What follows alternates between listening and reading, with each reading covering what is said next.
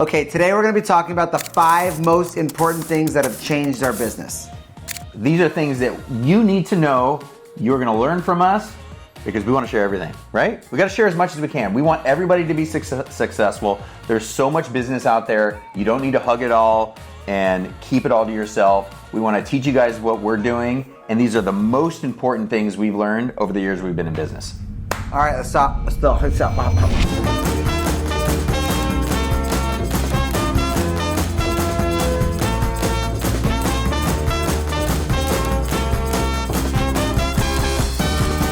Okay, let's start at the top.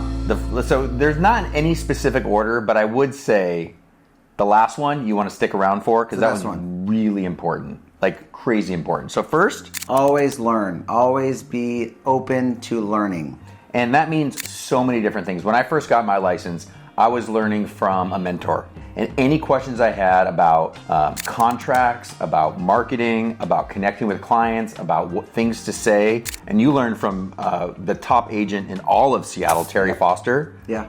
Similar? Oh, it was life-changing. Finding a mentor. And I remember, like, when I first got my license, I was considering one team, and there was this other guy named Rick who I really wanted to learn from.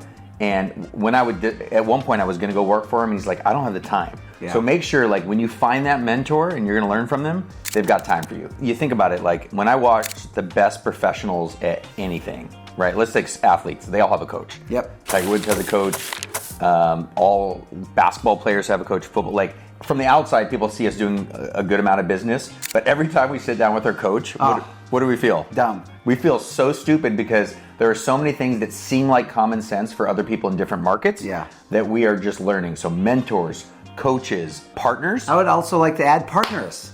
Right? Yeah, I've learned so much from this guy. And again, even though he's like 12 years old, 29, I've learned a ton from him, how he relates to clients, how he talks to clients, how he shows gratitude. There are so many really good books out there, and they don't necessarily have to do with real estate every single time, but they can have to do with mindset. Yes, right? Mindset's huge. So I spend every single morning, and people will laugh at me, I can't even remember the name of the book. It was like, The Morning Miracle or something like that. And it set me up for success, where every single morning I have a morning routine, and the first thing I do is mindset. So that's our next topic, mindset. Okay. Oh, okay. Let's go into mindset.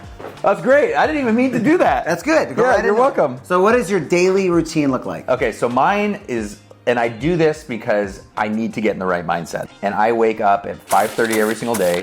I spend 20 minutes of just gratitude practice. Think about who you're most grateful for. Think about the places you're most grateful for. And I spend 20 minutes doing that first thing in the morning. Then I go to the gym. Then I come back and read to try to better myself.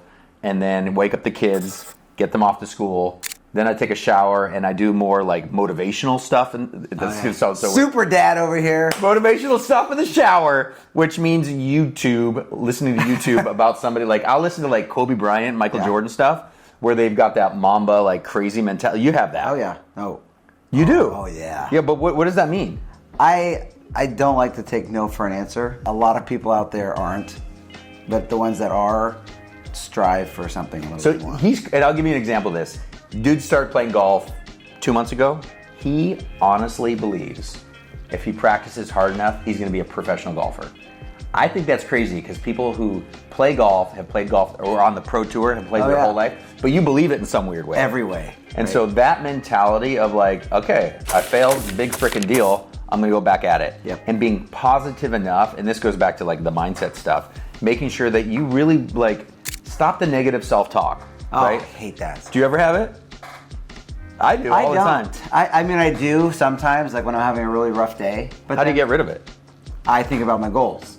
Okay. So that goes to your mindset of like, you should have 3 goals. You should have a personal goal, like that's family, whatever that looks like. And then that's a work goal for 6 months and a yearly goal.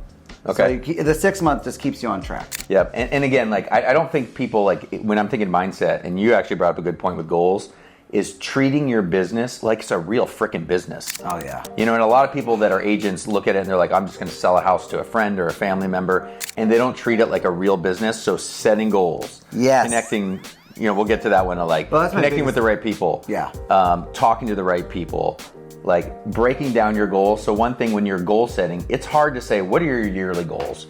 And it can get so overwhelming. You're like, okay, year, that's 12 months. Okay, I want to sell 30 or 40 houses or 10 houses, whatever your goal is. But it's way easier to take those goals and break them down into smaller chunks. Treat it as a business, right? Like if I owned Coca-Cola, or if I was doing a corporate 9 to 5, right? People's calendars are booked from 9 a.m. to 5 p.m. with whatever their daily stuff's doing. But there's agents out there that's like, okay, I'm just going to hold 2 open houses this weekend and I'll do some marketing during the week. Yeah. But if you do something from 9 a.m. or 8 a.m. to 4 p.m. or 5 p.m., you'll be so lost with what's going on. Come on, Montana. Come on in! Montana's on camera. I got a brain fart now. No, we'll take a quick pause. That's good. I'm sweating anyways.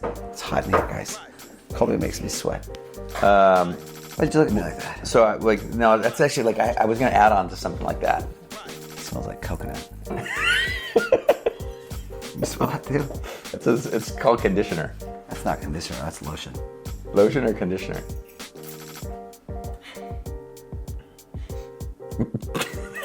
You didn't wash your hands.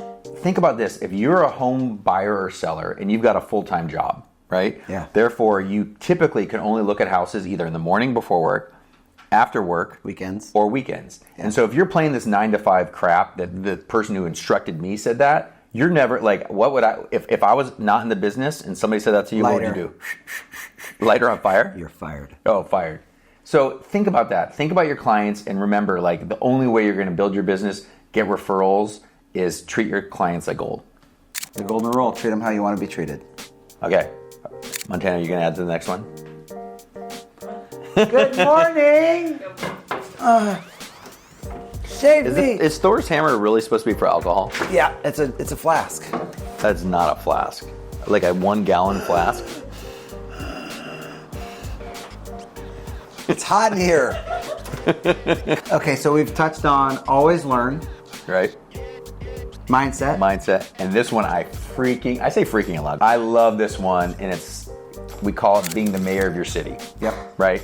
And what that means is being the connector. And so thinking outside the box of just transactions, helping people out in your community with whatever they need. It doesn't matter if it's somebody who owns a local restaurant, Euro shop. Yeah. Right? I remember when I first got into real estate, and because of some of the bachelor stuff, somebody asked me what my favorite restaurant was. And this is where I learned this, actually. And it's this little hole-in-the-wall Euro shop called Santorini in downtown Kirkland. And I didn't even intentionally do this, but I mentioned it, it got into some magazine, and he said his business doubled just because I mentioned this thing. Yeah. And again, it wasn't even intentional outside of the fact that I really like that place.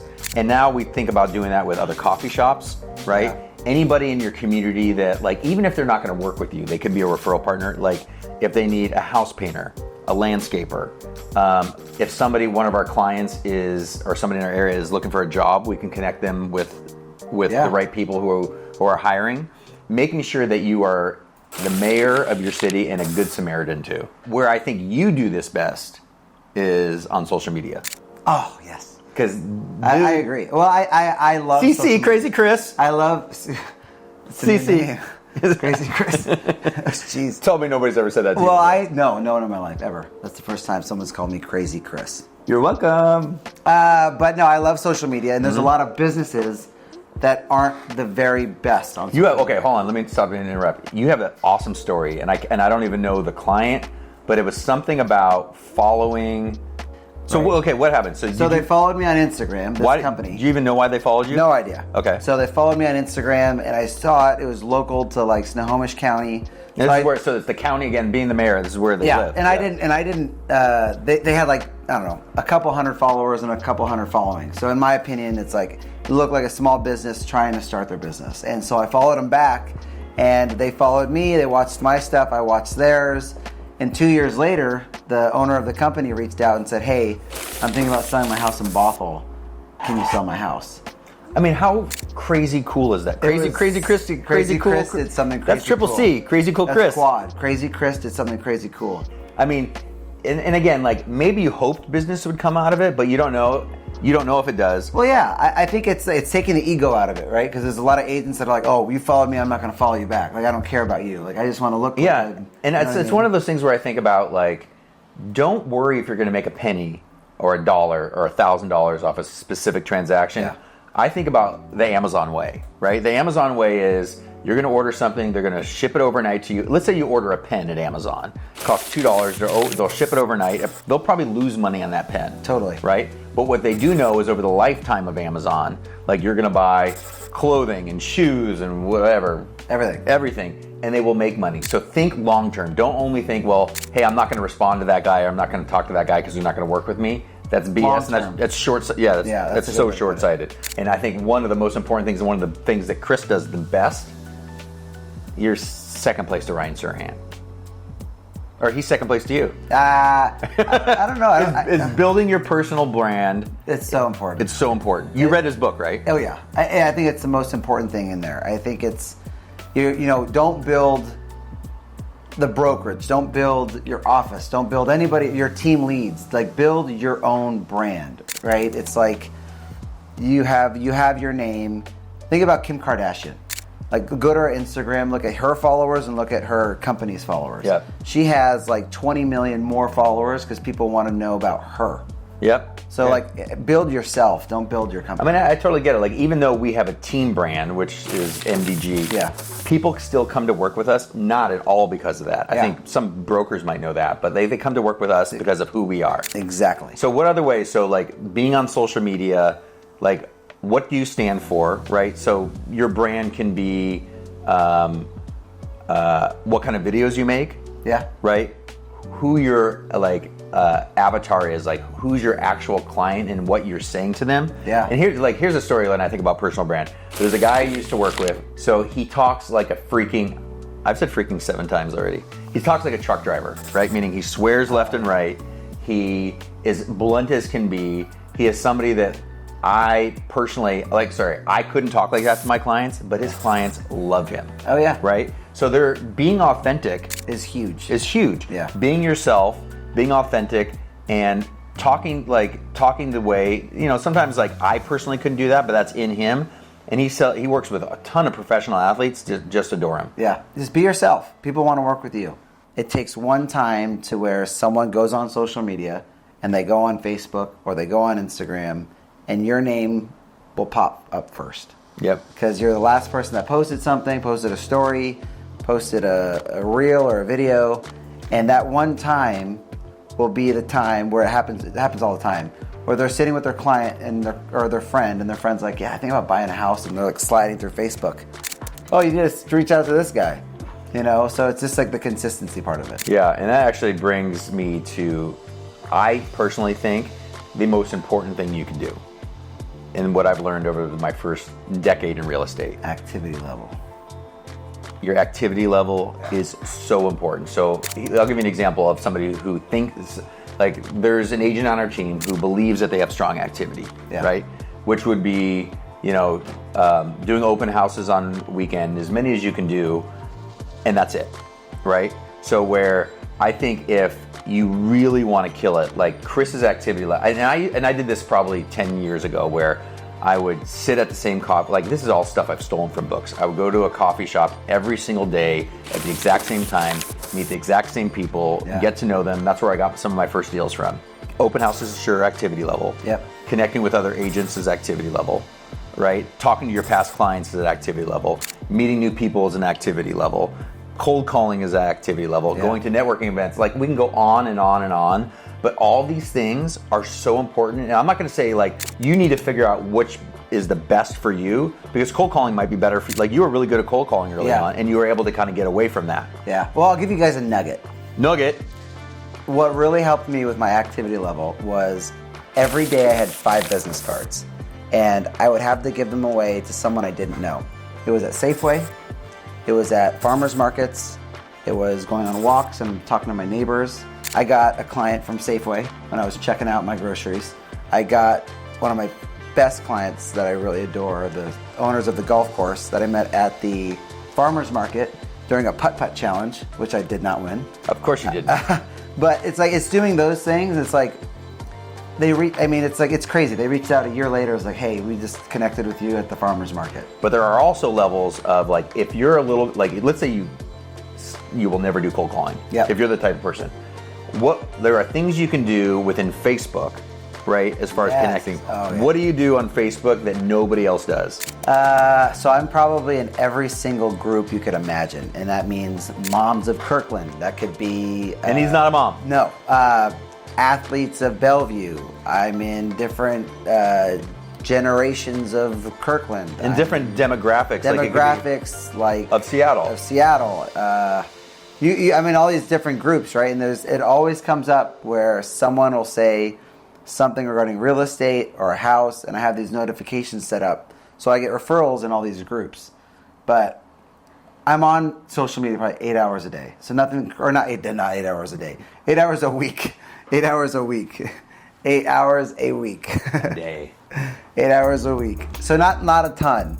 But when these things pop up, I jump on it. But you also look at it, so I think there's a difference of like, I actually think you're on social media more than that, but you look at it as how much am I on social media for business? So many people, you get stuck doom scrolling, like you're like, oh God, that's a cute puppy, or like that woman like dumped paint on her husband's head and it was really funny, and you get stuck doom scrolling. I don't know why those things came up. I know. But like, you're specifically focused on, okay, where the heck can I find a client? Yep, that's it. Right? But you add value, meaning like, hey, you need a plumber? We got a great plumber. You should call Ryan. Yeah, I do that a lot too. You've got to be able to get out there and always be connecting. And I think I was even talking to Molly about this the other day. She's like, hey, I need, X amount of help with all these projects for work that we're doing. And I'm like, absolutely. But one thing you can't do is stop your activity level. Because as soon as you stop your activity level because of business, like when you sell a couple houses and you stop doing the activity,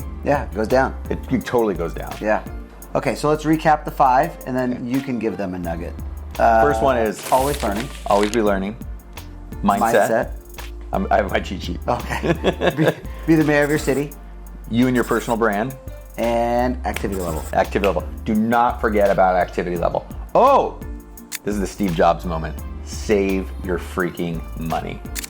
And I know the one thing I've learned is it's easy to say that you've sold 30 houses or 10 houses, but you need to figure out how much you're netting, how much you're bringing in from that, and save that for a rainy day.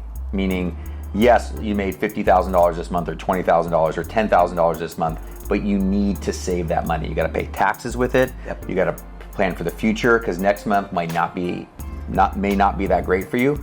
Save your money. And the one thing I know, but what are you thinking? I was just going to say, so are you thinking that people are spending their money on like ads, leads, and all these things that don't make sense? In the comments section below, how many calls every single month or every single week do you get from somebody who's trying to make you spend money on something that you don't know if it will work or not? Right? So how many lead gen companies are there? Forget Zillow for a second, because Zillow calls all of us. Bajillion. Like, it's like, hey, will you take a lead and only pay us 25%? I must get 5 of those calls a week. Oh, it's terrible. And then when you dive deeper, they also need a setup fee. And I'll tell you something, the reason why I know not to do those, because we tried it. We've tried it and they do not work. What works is activity level, connecting, your sphere, cold calling.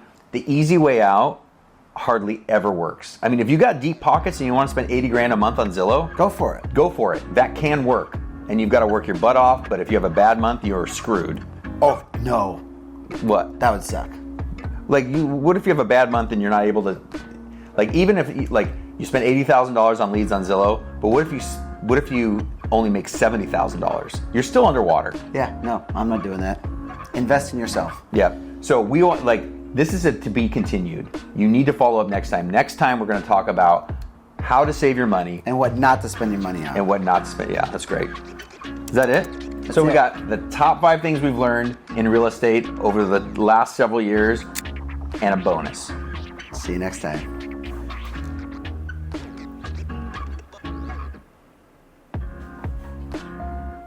What is he doing?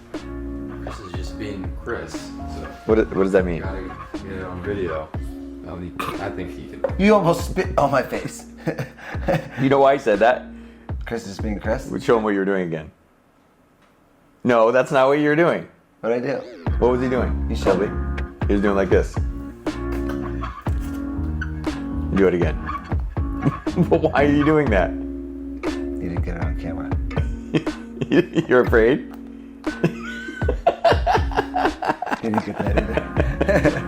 All right, let's get this thing rocking and rolling. Did you get it? No, you didn't. Nah. Let's see what a super wide angle. There it is. You got it?